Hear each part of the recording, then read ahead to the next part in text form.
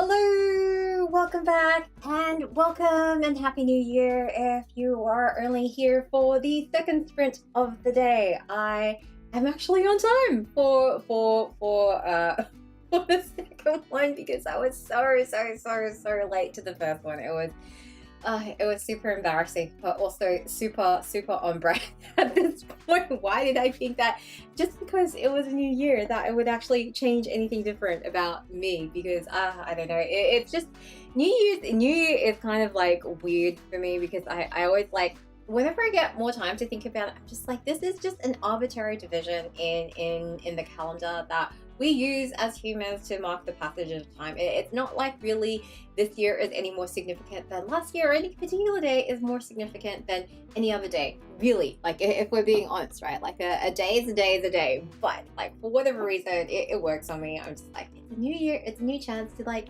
be on time and be a person that like I intended to be. And please don't drink my kombucha sake. That is, I don't think cats are allowed to have that. So can you just sit here and be good? So yeah, I don't know why we need the psychological trick of like a new period, a new calendar to just be like, I'm gonna start doing something different. But yeah, hey, it makes it easier, and any psychological trick that makes it easier to change behavior, well, I am all for it. So that is what today's session is about. I am going to spend, I think, the next 2 hours, because we actually do have 2 hours this time because I was actually on time and not late to my own sprint, trying to work out like a detailed plan for how I'm going to translate a one page thing of goals that I did on the last sprint into a process, a thing that if I do these things every single day / week, I should end up somewhere near the outcome that I hope for by the end of this year. So that is really my plan, as much as it is. Let's see who is online. We have Wendy here, welcome. We have Isashi, welcome. We have Elaine, who is also back and is laughing at me and says I have a free pass for being late on a Thursday. Oh man, I just kind of think back to my corporate days, and I'm just like, what would have happened if I was like back on the first day and I was like super late. And it's kind of ironic. Like I think as a junior, I would have been like mortified. I would have been like so embarrassed. I would have like shown up to work an extra hour early just to like make sure I was not late. But yeah, I gotta say, like as I got more and more senior, like my care factor just kind of dropped. It was like it doesn't matter if I'm late, as long as I get all my work done. Like that's fine. Like that is what matters. The work matters. And then there's like an inflection point, like somewhere between like becoming like more senior and then like right at the very senior levels, less and less of what matters is like the work that you actually do, but just like the perception that people have of your work. So like at a certain other point in time, it became less about the work and more about like the appearance of it. So it's just like it's very weird. I do not miss it. I do not miss it at all.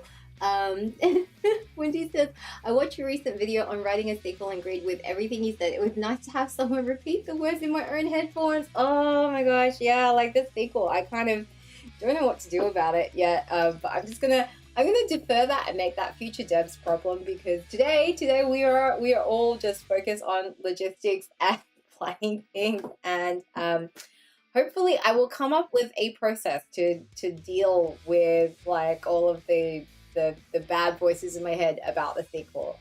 It has helped like taking time off it. So at this point, I have not looked at that sequel for almost a month now, and I will say that the distance does help a lot. That said, I have not started rereading it, so I may feel completely different, and I may be taken back to that same emotional place once I start rereading it. But hopefully, the distance has helped me a little bit to just kind of detach from that.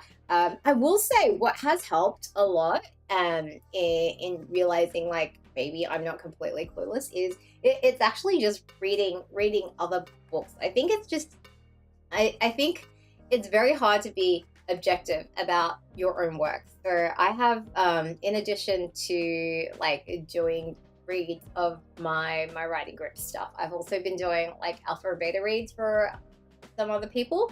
And like, it's just, it is crazy how we usually as authors are incapable of judging our own work objectively. I did one read where the author was just like, how do I say it? Like, they knew that their book needed work. Like, it was specifically an early read, and so they knew, and I think they expected that it needed work.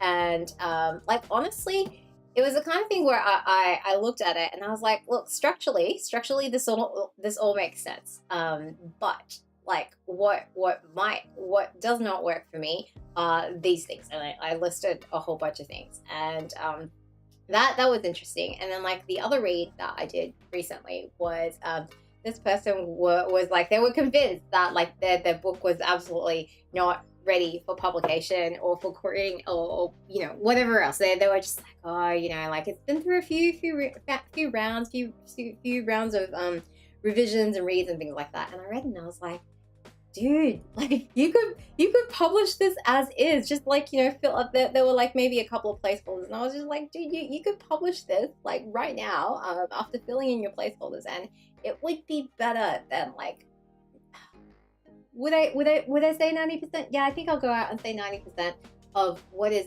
out there. Like, you know, at least it would be better than 90% of what I have read that is out there. And I'm not distinguishing between TribePub and SelfPub at this point. I'm just like, it is a good book. And yeah, this person was just kind of, they were kind of worried about it. And so yeah, we're really not the best judges of our own work. But it is easier when you don't remember, I guess, like, the writing process. Okay. Wendy says, I've been working on my sequels for 4 years, and this will be the year that I conquer all of them. Yay, that's awesome. And I keep forgetting that reading helps me in so many ways, and keep thinking of it as a leisure activity, and I need to switch my thinking on that. Yeah, I'm not gonna lie, I think like a good portion of my previous sprint, I just spent making a list of books that I know I need to get through, and some of it, it's just like I've put on there because they are like, they're finalists or like award winners or whatever, and I'm just like, okay, like, if I'm gonna write in this niche, then I should at least have some sort of familiarity with those books. I don't know that I'm gonna force myself to read through all of them, because like, there are a lot of books that I put down, and I'm just like, okay, I read a lot. Let's be honest. I read a lot. I read fast, and I usually have very good retention of what I'm reading. But even I looked at the list and I was like, yeah, I'm not going to be able to get through all of that if I'm going to be, you know, reading every single one from beginning to end. So I guess what's probably is going to happen is the stuff that actually is in my niche and appeals to me as a reader, I'm probably going to read all the way through. The stuff that isn't, I will at minimum read all the sample chapters just to try and understand what's going on and what the buzz is and what the book is about. Hopefully, fingers crossed, that will be enough to give me a taste of it. But I'm not feeling the need to push myself through any particular works unless like I come across one that's like just really super hyped and like everybody's like, you really should read that. Like, there's a few books on that list which I think I probably should go through. So what is it? I literally just bought this on sale. It was on sale in like maybe the last couple of weeks of December, and it's the Illustrated Gormigas by Mervyn Peake. That is one that I'm just gonna try and make sure I read all the way through, because it is, by all accounts, supposed to be absolutely brilliant, and it's also the kind of thing that I don't think I would have picked up of my own volition. So like a couple of things like those, I probably will make myself read all the way through, but like by and large, if there is a book which is on the list and you know it's one of those things where people are like, you should read it, and I'm just like, oh, it really isn't my thing, there's like too much romance in there or whatever, like I'm not gonna force myself through it. That is the plan. Hisashi asked, did anyone else do the Brandon Sanderson Kickstarter? Because I was excited to get the first book yesterday. I did. And here's the thing, like normally in the past, like anything Brandon Sanderson puts out would just like shoot like automatically to the top of my reading list. But in this case, I'm actually very behind. So not only have I not gone and automatically downloaded the first of the secret novels, but I also am behind on The Lost Metal. So I haven't actually read The Lost Metal beyond the preview chapters that he was serializing over on tour. And like, to be honest, I'm okay with that. And I think the reason is, the reason, and you know, maybe I will change my view on this like when I get to the secret novels, because like I feel like the secret novels are they're different from the usual stuff he's got coming down the pipeline. Like, what are you doing, V? This is extremely awkward. The secret novels feel like books that have a bit more of his old I don't know what you call it. Like they were books that he wrote because he thought they were cool, which is like, you know, the whole reason the current epic fantasy market as it is even exists, because you know, that's what he did with Stormlight, that's what he kind of did with Mistborn and things like that. Whereas like a lot of the last couple of things that have come out, like maybe it's because I've read too much Sanderson, but like by now I'm just like, okay, I can see through the words, such as it was, to like the mechanics underneath the words. Like I know, like I read a line and I'm like, I know exactly what you're doing here. Like, not to say I perfectly called all of the foreshadowing or things like that, but like a lot of it, like especially reading Cytonic, I was like, yeah, I can see what you're going for here. And like I had a lot of the feeling of like, I have read this from you before. Like, you, what are you saying in this book that is kind of new? Not in the specifics of the story, but like for you as an author. So I don't know, maybe I'm getting to the point of like feeling a little Sanderson fatigue or something like that, but I did really enjoy the previews of the secret novels that I have seen to date in like his newsletters. So who knows, I might change my mind. Maybe like Secret Project #1 is going to be like my new favorite read of the year so far, although not really a high bar. I've read exactly one book so far in this year, and it was an indie book. It was a very hyped indie book, I should say, and I again, not going to name it, but I had problems with it. But I did actually feel all of the emotional beats that the author obviously intended, and so that was good. Like, not many books make me do that, whether it's trad-pubbed or self-pubbed. So that was pretty good. So it's one of those books where I'm like, I don't know exactly where to rate it. I don't feel compelled to read any more of this particular author's books, because I feel like, yeah, I don't know. The book was not a first book. It was, would I call it a good book overall? I would call it a good book that is probably quite flawed, and surprisingly flawed for how hyped it is. But that said, it is the kind of book where the flaws, I can look past the flaws and enjoy what is there for its own sake. Whereas with some books, like with the other indie book I was talking about that I read last year, I was just like, no, cannot read. Like, some of it I was like, okay, like I'm really enjoying myself here. I'm really like forcing myself to finish it, because I'm just like, oh, you are writing in my niche and I need to like read you because you're so hyped and I need to understand what the hype is. And like, yeah, anyway, enough digressions. Elaine says, this is my year of good enough. No more fiddling and fiddling and fiddling, because done is better than perfect, etc. That is awesome. I agree with that sentiment.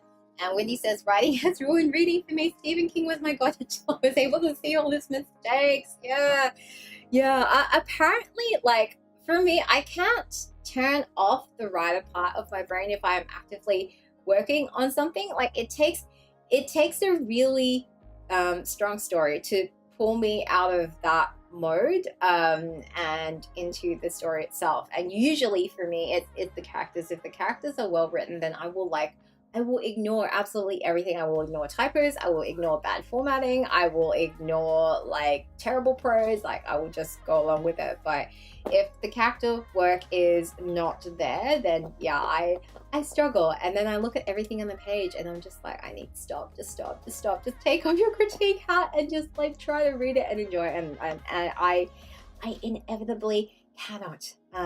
Anyway, enough chit chat. We've been chit chatting for 15 minutes. We are going to get some planning done. I am going to put 2 hours up on the clock and we're going to get some work done. Let's go.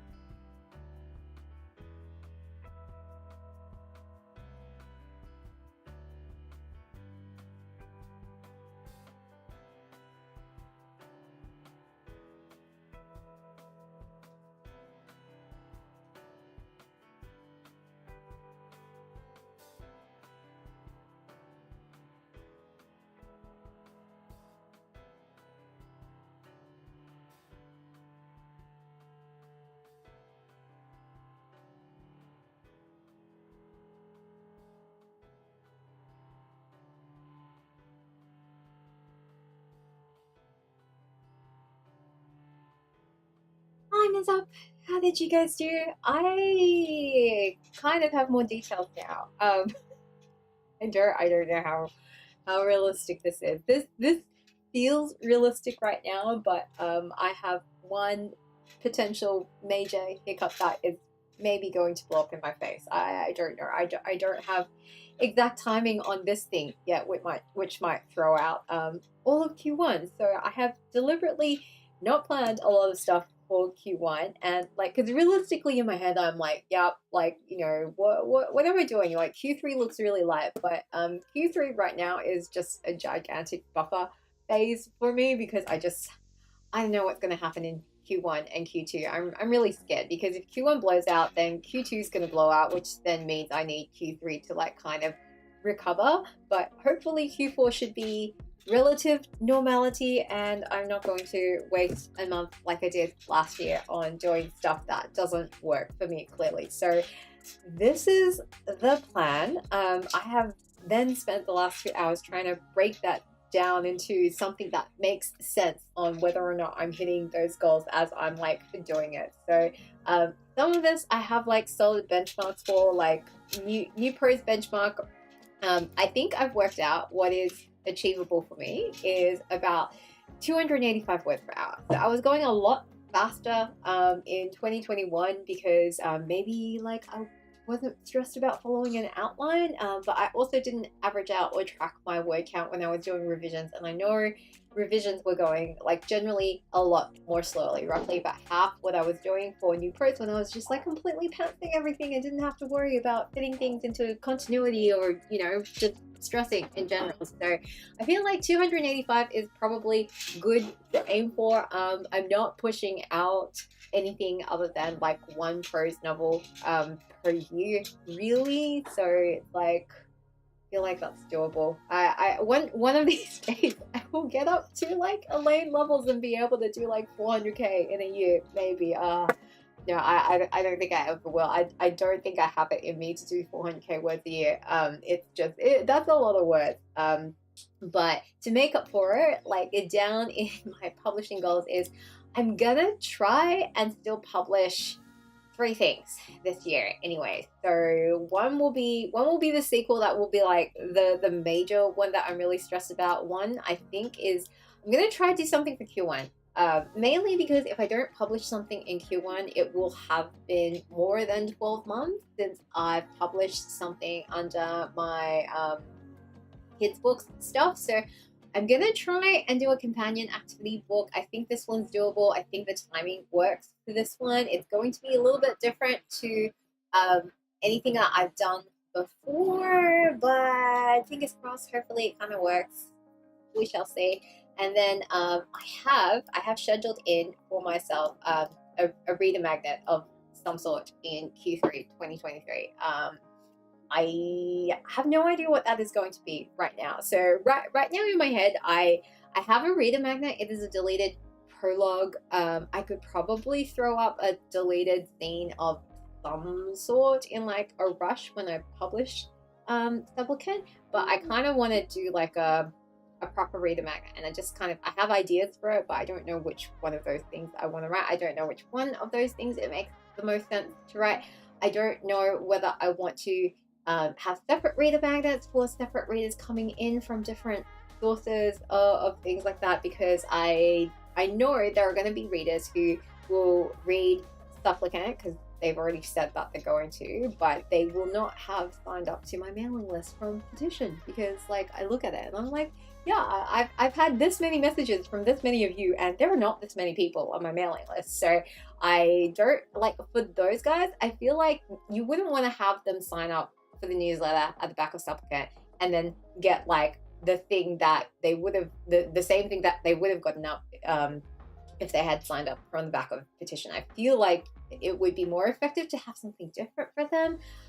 Don't kind of know what it is exactly, but then if I can manage it, this should say Q4 actually, I'm gonna try and put out another kids book by the end of the year, like a proper illustrated one. So if I can get through October with doing all my illustrations, this should be fine. It honestly, like this is kind of stressing me out because it's kind of tight, and it presumes that I'm not going to run into any trouble with any of the illustrations. And there's one that I am pretty worried about. This one specifically, it's a quite complicated spread, and I feel like it's going to be one of those spreads that takes me a whole week to figure out what I'm really doing with it. But anyway, so this might be the kind of thing that I start cheating on by like chipping away at it from like loose time that I have elsewhere in the schedule at the beginning of the year, maybe in Q1 or Q2.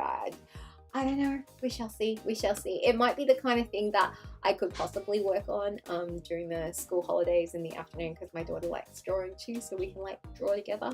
I know, but I'll play it by ear. Either way, I kind of do want to do Inktober, so like October might just be the drawing heavy month for me, where I kind of just work on my skills as an illustrator, which are, you know, not very extensive. So if I have illustrated most of this, then I guess I will try and start doing the next kids book after that, which I already have a vague idea for, or I don't know, maybe I'll just try and get ahead on my Instagram promo stuff and illustrate some stuff for that, or like more printables or whatever. There's always more stuff to illustrate, which I haven't even really put in. Like reading and publication stuff is kind of not that exciting, honestly. It's just, I need a checklist. I have a mental checklist in my head. It's not documented, and it is extremely embarrassing as an auditor that I have not documented this, because if it is not documented, it is not done. So I need to document that this year. And like reading, like this is not a lot of reading for me, actually. I read a lot more, and I can actually show you guys what I've read for fantasy, the our fantasy bingo. So this is the bingo that I've done so far. This is not all the books that I have read in 2022 either. This is just like what fit their reading prompts. I've read more stuff since then too that I need to kind of add to this list, but yeah, so like 4 books a month is doable, but like yeah, I need to read more indie self-pub in like my specific niche, just to figure out what other people are doing out there. But I am gonna leave myself some room to read like just wild, like own choice stuff as well. And the like the other / admin category, which is like all the random marketing stuff, I guess. It's really just like a bunch of random stuff at the moment. It's like not particularly organized. It's more like brainstorming right now. Some of this is like, I mean, the companion activity book thing, which is like what I'm going to publish in Q&A. I'm not lumping that under writing, because it's not narrative writing, put it that way. It doesn't come under my core product of like Cantonese books that rhyme, but it is a companion thing, and hopefully putting it out there will be able to, I don't know, give me another kind of new release and another income stream. So that's kind of fine with that, but it is a general marketing thing. I think my approach with marketing this year is just like be more focused, I think, because last year I did like a lot of just random stuff at like last minute, and it was very ineffective, because it's not like I didn't get results from kind of the stuff I did. Like I absolutely did get results, but like the results were not they were not considered, they were not channeled towards one purpose, and like they did not build upon each other. So this year I kind of want to focus on like honestly, I don't even know if this is also counting as like the scattergun approach as well. But this year I kind of want to focus on being like more self-contained projects. So like the one commitment that I should put on this, that like I was thinking in my head, is like send regular newsletters, which I was not doing. I'm gonna put monthly on this, because I can't commit to any more frequently than monthly, and quite honestly I feel like my readers are probably sick of hearing from me like any more often than that. I know I get really annoyed when I like there are like some lists that I'm on that are like daily, and I don't want to unsubscribe from them, because like sometimes there is good content in there, but I'm also at the same time I don't have time to filter through your daily emails, because like 90% of them are sales pitches, like, and that's not why I signed up for your stuff. So yeah, I need to figure out a frequency of my newsletters that is gonna kind of work. But I should probably just do the thing where I worry less about what I'm sending out and just more like actually sending them out and treating them like a conversation with like a pen pal. Like it's an asynchronous conversation. That's how I'm gonna try my best to fit them in. But yeah, so I kind of want to, apart from the newsletter, I want to just do like very discreet shippable projects, if that makes sense. Like the companion activity book, that is a discrete shippable project. Like book plates are a discrete shippable project. And when I say shippable, I don't necessarily mean like, you know, physically mail them out to people, although for like those two examples I just gave, like you absolutely do mail those out to other people, but like launching them, like they're self-contained projects. But there's a clearly delineated start and a clearly delineated end, and it's not like an ongoing obligation, because that was my mistake back in 2021. I committed to like ongoing content marketing, and then it was just like it wasn't something I could do quickly, because it was this ongoing obligation of like, oh, I've got to do a new Instagram post every single week, and then I've got to do a YouTube video associated with that, and it all took so much time. Like the calligraphy posts that I used to do on my Instagram, like they took like, I want to say 8 hours to do, because like you had to come up with a concept, then you had to make sure it worked, and then you had to iterate, and then you had to actually draw the thing, then you had to film the YouTube. Like it was a lot of work. And like with the more time I poured into that, the less time there was for actually working on the next book. And I think I was doing it for like a good 3 or 4 months before I was realizing like, hey, I'm like constantly on this content mill of like producing stuff for Instagram that I'm not like actually working on the next book. And that was a big problem. So I'm gonna try and not fall into that trap. That said, I like, you know, transparent disclosure, like I do get organic traffic for my kids' books somewhere from Instagram. So it has to be like with all of the stuff that I've already done. Somehow they're either surfacing through like IG Reels, or like my posts getting recommended, or something. Like I don't know how people are finding me, but they are finding me on Instagram, even though like I post so sporadically there now. That is kind of, yeah, I'm kind of like, I wish Instagram gave you better analytics so that you could figure out how people are finding you, because all I can see is I can kind of see like who viewed, like how many views and that kind of thing, but I don't really get more detailed data than that, which sucks, because I'm just like, I don't even know which piece of content is bringing you in. I just know that you're stumbling across my content somehow, because like sometimes they'll let you know because they'll like an old piece of content, or they'll comment on it. But more often than not, like I don't get a new like or a comment, I just get a new follow, and I'm like, oh, hello, like are you a bot, or are you just like a new? And some of them are like new accounts in like the niche, and they're just like, you know, going around doing the thing of like following relevant accounts. But a lot of the time they're not. They're like accounts which are privated, and I look at their profile, I'm like, you look like a bilingual parrot, and I have no idea how you found me. Well, the other thing I used to do was like for a little while I would message anybody, I would DM anybody who followed me new on Instagram, and I'd just be like, hey, thanks for the follow, like how did you find me, what would you like to see more of? And that was interesting as well. I wish I could automate it, because like I would say about 70% of the time, like they just didn't reply, but the 30% who did actually reply, like I got good insights from that. So I'm kind of like, maybe I should go back to doing that. But then at the same time, I'm also like, I can't, because like if I go back to doing that, I go back to committing to the content mill for Instagram, and I really, really don't want to do that, because like every time I do that, I have less time for writing like new books. So yeah, it is completely exhausting to do that. So let's see how you guys are doing with your planning, because I have been debriefing on me for a while. So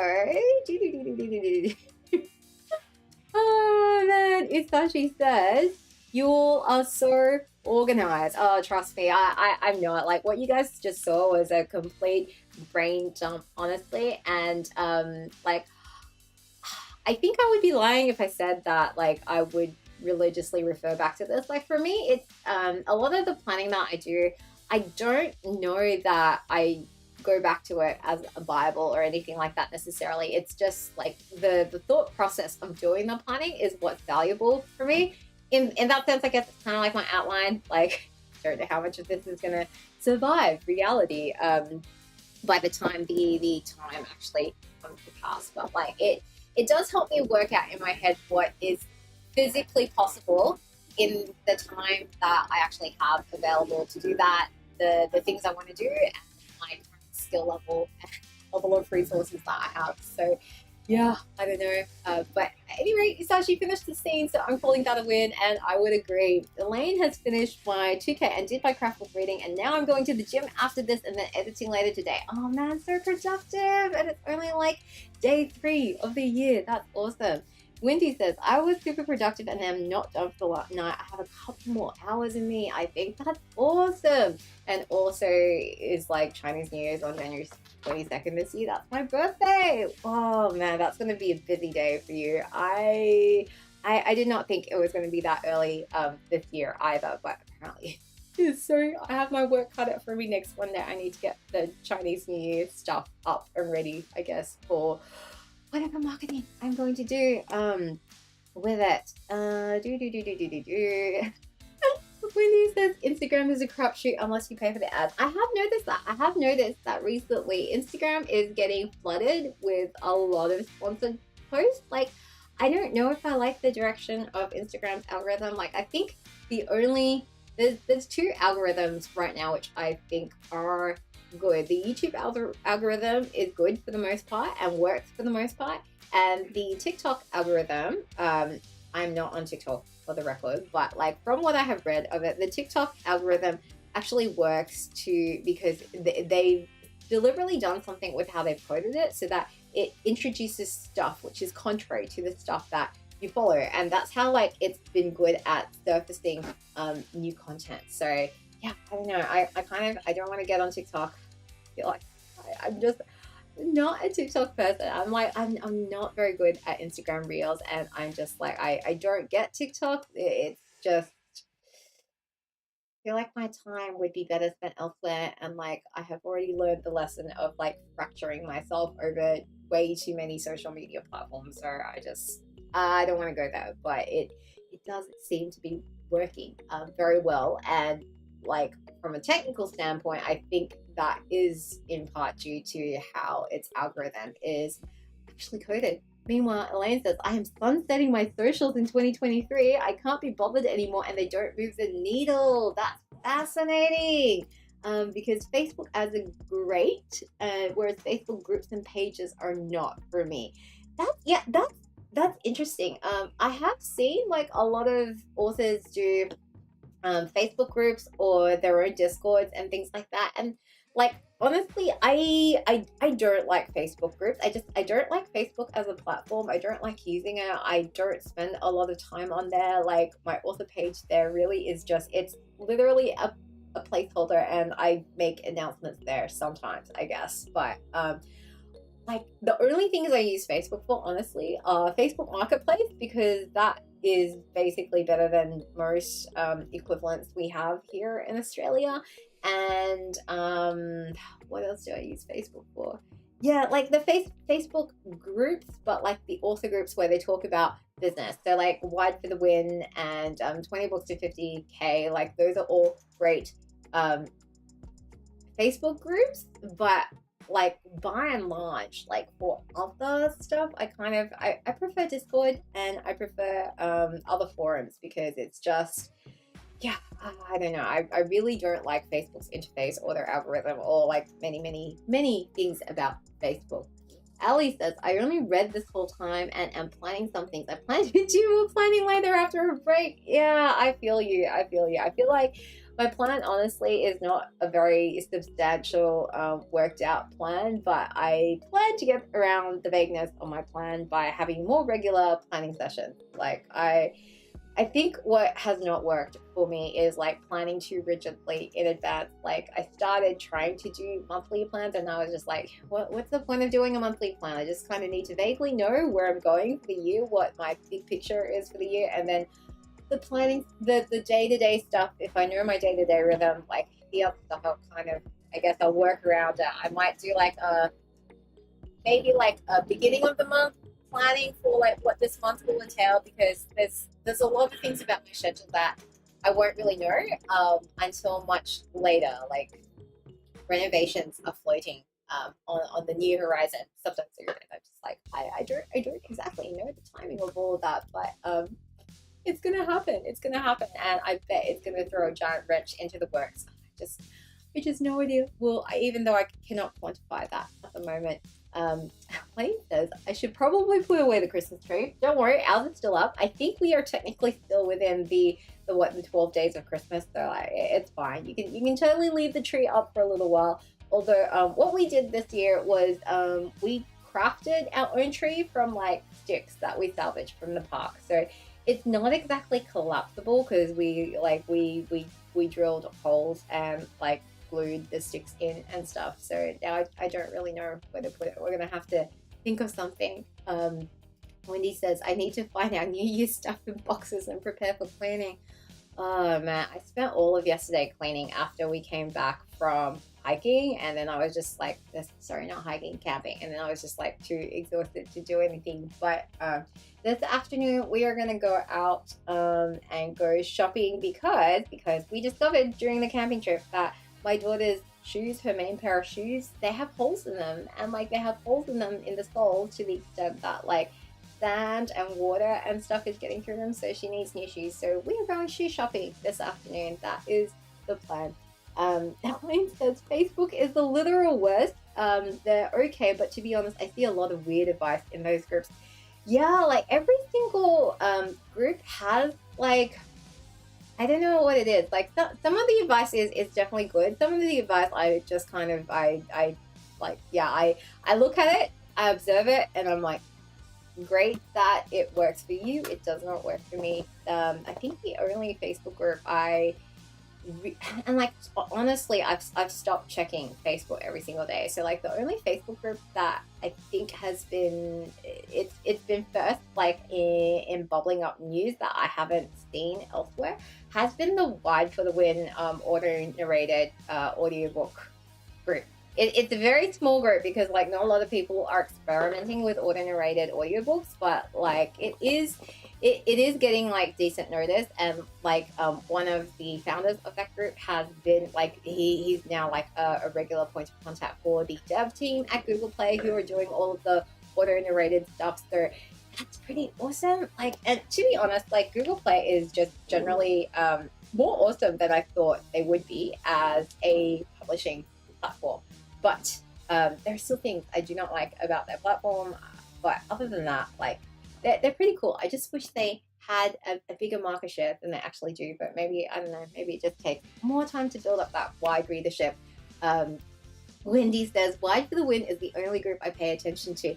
Yeah, like Wide for the Win is, they've recently come over and done a YouTube channel, and I think they're doing like podcast style discussions over there. I have not had the time to listen to most of those videos. Like I think I clicked and checked maybe the first segment of a couple of those videos, but like I really should put them on when I'm doing like cleaning or something like that, because the like going wide, like I don't regret going wide. And Elaine asked earlier that I was planning to put the sequel into KU, and I honestly don't know, because I know that I did get a bunch of borrows and things for the first book when it was in KU, but it wasn't honestly a huge bunch of people.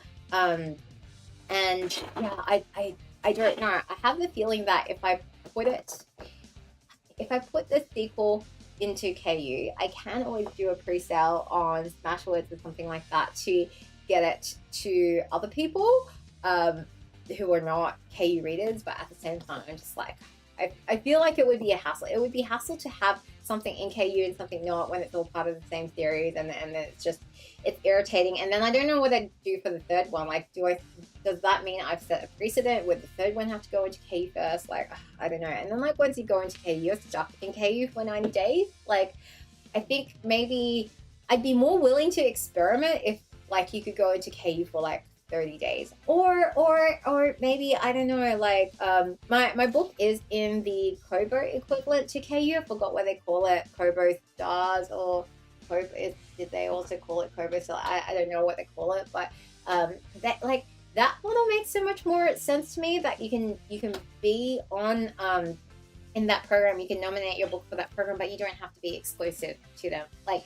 because the weird thing about KDP Select requiring you to be exclusive is that they don't need you to be exclusive. Like, TradPub books, which are in KU, are not exclusive to KU, and it's just a really crummy business move by them against indies to just kind of like force everybody to use their platform.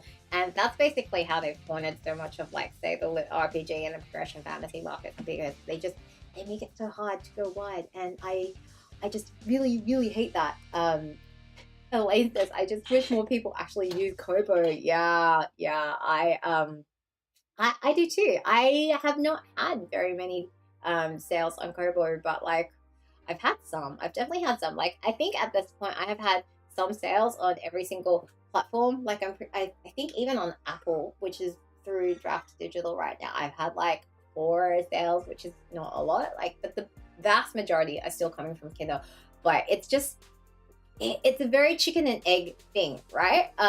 Because as Elaine says, it's definitely a way to force a monopoly, and it's the kind of thing where if you don't make your books available wide, you end up locking yourself into the whole Amazon ecosystem. And like, readers then go, well, I don't have a choice wide, so why would I go wide when all the stuff I like to read is on KU? And they start gravitating over there. So I don't know, it feels a bit like, you know, fighting the wind. But like, where I am right now, I'm like 95% pretty sure I'll just go straight to a wide release for the sequel, because I really don't see any point in putting it in KU. And even for my kids book, like, I thought about it, because like the other bilingual kids books in my niche, they are all in KU.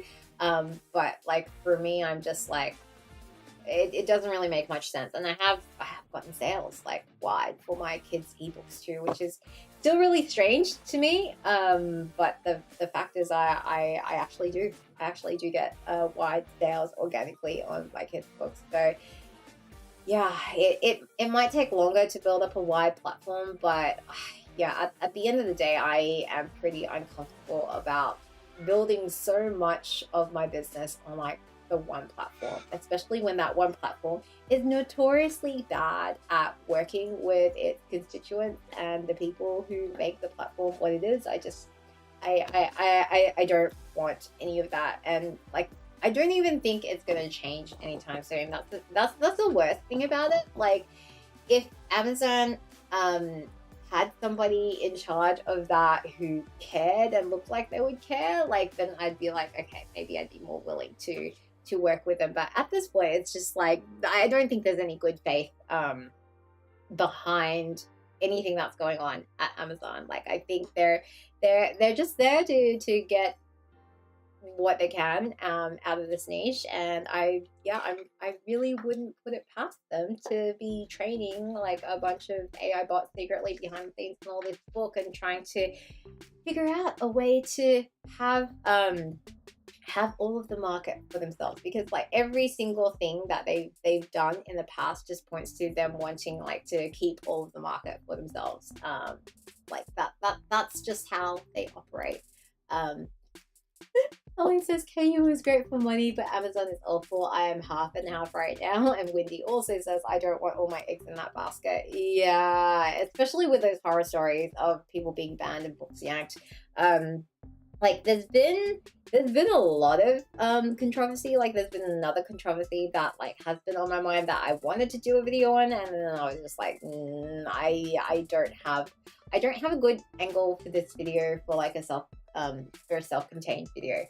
But yeah, like, it is a huge risk that you're taking. And like, if there's one thing that I would prefer, is that if you're gonna spend all this work building a readership, I don't I think the most logical thing to do is to give that readership options to buy from you directly, because clearly, as Brandon Sanderson and many others have shown, if you give readers good books that they become passionate about, and they become passionate about you, then they will be willing to pay you directly. Like, it's just the need for retailers to be in the middle, for wholesalers to be in the middle, for distributors to be in the middle. Like, I just I kind of I question how much they really need to actually be in the middle, especially when, like, I think it's fine when you have a good working relationship with them, and you trust them, and it's a good partnership. But, like, it's never going to be a partnership with Amazon. Like, they're just too big, and they don't care. They don't care about us. So yeah, like, website sales should probably be another goal down here on my list somewhere in other /admin. But realistically, like, with hard copies being in Australia, like, there's not much I can do to make those, like, actually cost effective, unless I wanted to start dabbling in, doing FBA and drop shipping and things like that. And I'm just like, no, one step at a time, one step at a time. I'm only one person. I do not want to bite off more than I can chew. And, like, all of these ideas are great, but the one really important thing I learned last year was, like, nothing beats a new release for, like, doing things. So I need to not get distracted and just keep focused, and just be like, you need to spend at least 80% of your time just working on the next release. Like, that is what you need to be doing. Like, no ifs, buts, and ands, or what have yous. Like, you need to be working on the next release. Like, if I internalized nothing else from last year, like, that was the one thing that I internalized. Wendy says, so you mean, like, selling directly from your own site and skirting retailers? Yes, absolutely. So I do currently do that. I do get organic sales of my kids' books on my website for those. So a lot of the time, what I do is I only personally ship stuff that is, like, purchases, like, signed copies, which I don't get very many of those, because, like, they are very expensive, because I am in Australia and shipping is very expensive. It's ludicrous how expensive shipping is. But if they just order normally direct from me, then I drop ship it from usually KDP, because usually, unless they order a hardback, I can just drop ship it as author copies from KDP. And like, again, Amazon, they have a superior logistics network. You're not going to be able to beat them for, like, cheap shipping elsewhere. At some point, maybe I will look into, like, exploring courier services and things like that, but I don't ship enough personally to probably qualify for any of their tier discounts and whatever. I think I moved up one tier last year on my account with Australia Post, and I was like, oh, now I get, like, a glorious $1 off, like, each banding, like, when I ship stuff. So, it still costs me, like, $40 something to ship stuff to, like, the US or Canada, which is like, oh, it's so painful every time I have to do that. But, like, yeah, a whole $1 off. Thanks Australia Post, that helps, even though, what all I'm shipping is, like, tiny kids books. It's so frustrating. Winnie says, I can't believe I haven't put much thought into that as a main option rather than the final option, or, like, the if all else fails option. I need to put more thought into that. Like, it honestly doesn't take that much time to set up the front of the website. My recommendation right now, if you're going to do it, is WordPress, self-hosted install if possible, because that's going to be cheaper. But if you're not willing to dive into the back end of setting all of that stuff, then any of the hosted versions are good. And then WooCommerce plugin, and then there's, like, a few other plugins. I think I've mentioned them before in my. Have I mentioned them before in a video? No, I did 2 videos on websites. I haven't done an e-commerce specific one with WooCommerce, but I think I might have posted it elsewhere. But essentially, like, you can now, with WordPress and WooCommerce and the Gutenberg plugin, you can now visually edit the whole website. So you don't need to know how to code. I know how to code, and even I would rather not code. I would rather just visually edit. It's just easier. And you can pretty much get it looking like the way you want to look, and you can get it all integrated with your website. And then if you get the plugin for Square or Stripe or any of those other payment processors, like you can set up a payment gateway pretty seamlessly. I would say like it probably like half a day. Like honestly, the longest part for me was actually taking the stupid product photos. Like that took a really long time because I'm bad at product photography, but like throwing up the listings, getting the website all looking all right and professional, like that was all fine. The one thing I haven't found a good solution, like a free solution for, which there honestly should be, like honestly there should be. I see no reason why there is not a good free open source version of this, is like the digital delivery. So like currently on WordPress, there is no free solution that I know of to securely deliver a digital file. And what I mean by that is like when you have someone fulfill an order, you can fulfill a digital order by just sending them a link, but like the way WordPress works right now, it's like it's a static link. It's the same link for everybody, and so unless you like manually change that link, you have an issue with file security in that they could just forward that link to anybody and it would work. Whereas really what you want is each time somebody buys the file, that the link is locked to, you know, their email address or like whatever, or it's like a one-off link, something like that. And so like that's kind of still on my list. I know the easy answer is just like, you know, use BookFunnel or Story Origin or something like that. But again, I'm just like, I know it's a paid service and I know they're probably offering good value for money, but right now, I'm just like, I don't want to add any more overheads. Like, I really don't. Maybe at some point, like I will get to the point where people will prefer to do that and it'll be fine, but right now I'm just like, I already have too many things going on. I don't need to take this one extra thing as well. Wendy says, I moved to 6 because WordPress made me cry too much. Oh, Wix, and I'll make my husband look into it because he doesn't cry at those things. Yeah, Wix, it depends when you move. Like WordPress was really behind on their user interface for like changing websites and stuff for a long time, but now with Gutenberg, like having been there for a while and a lot of the major plugins modernizing and working with the Gutenberg interface, like a lot of those startups or services that were competing because WordPress editing interface was so outdated, like Wix, Divi, like Elementor, like a lot of those other theming things, like I wouldn't say I wouldn't say they're dead because obviously they're not. Lots of people still use them, but I would say that like WordPress just kind of took out their main competitive advantage over WordPress, because now like everything that those services sell you on being able to do, like you can now do it in WordPress, and WordPress is both like it is open source software. And it is also like, it runs like 90% of the world's websites or something ridiculous like that. So yeah.